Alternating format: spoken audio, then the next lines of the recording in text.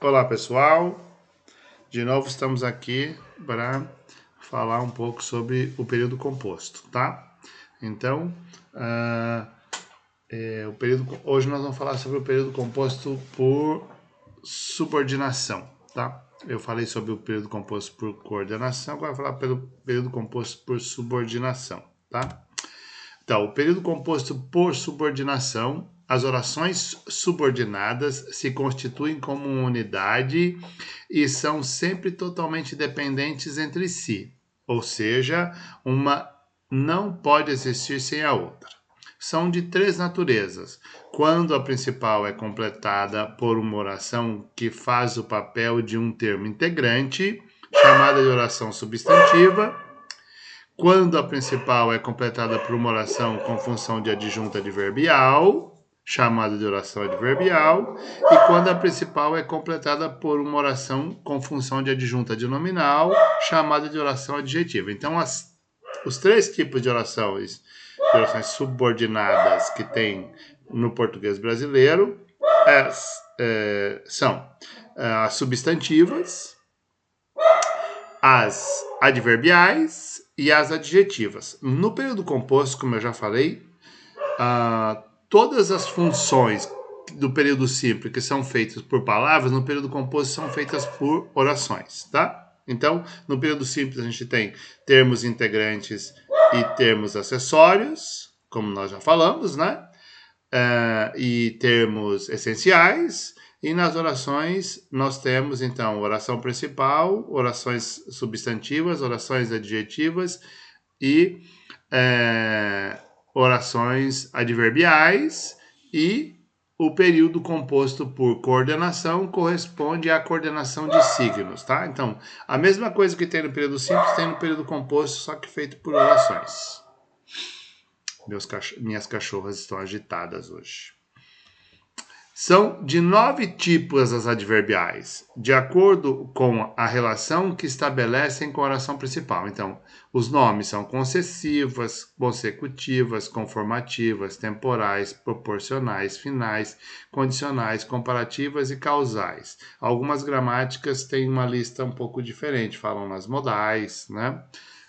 Então, mas assim, essas são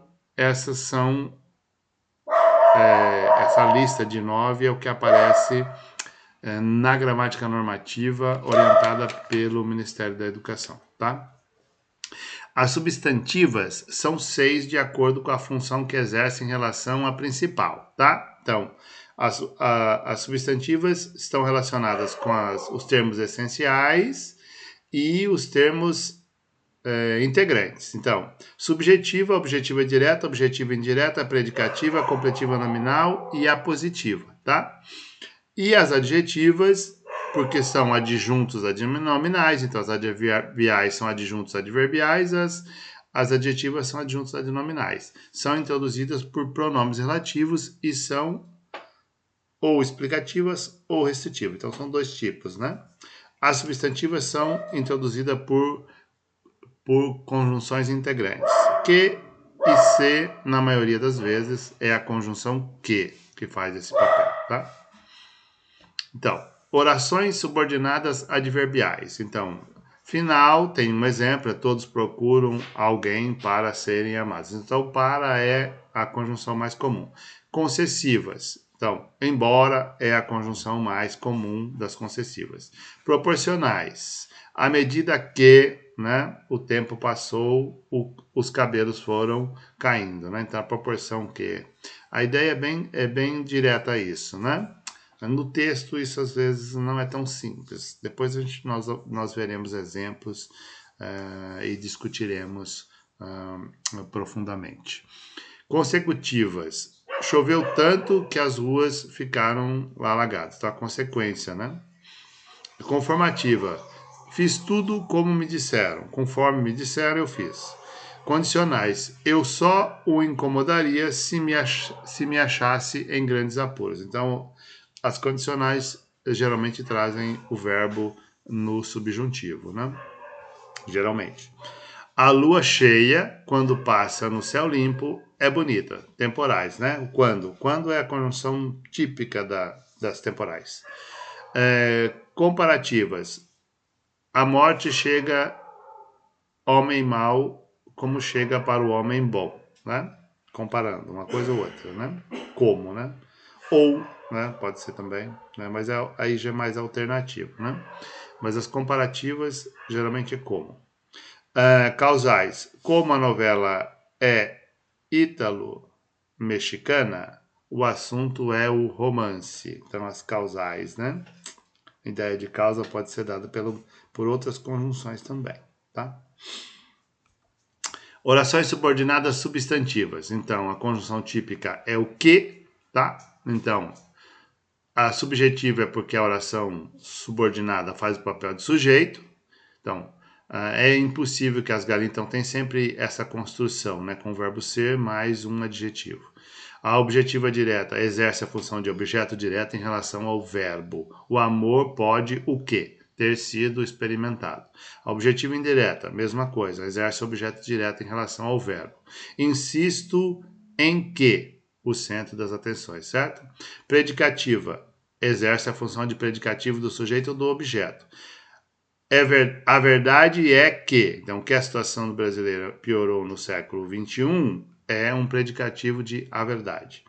A positiva exerce a função de aposto, né? Então, vem sempre depois de dois pontos, quase sempre, né? No texto, isso pode ser revisado um pouco, né? Uma certeza todos têm, que vamos morrer. Os mais pobres querem somente isso, que a renda seja mais. Então, sempre é uma explicação positiva em relação à oração principal.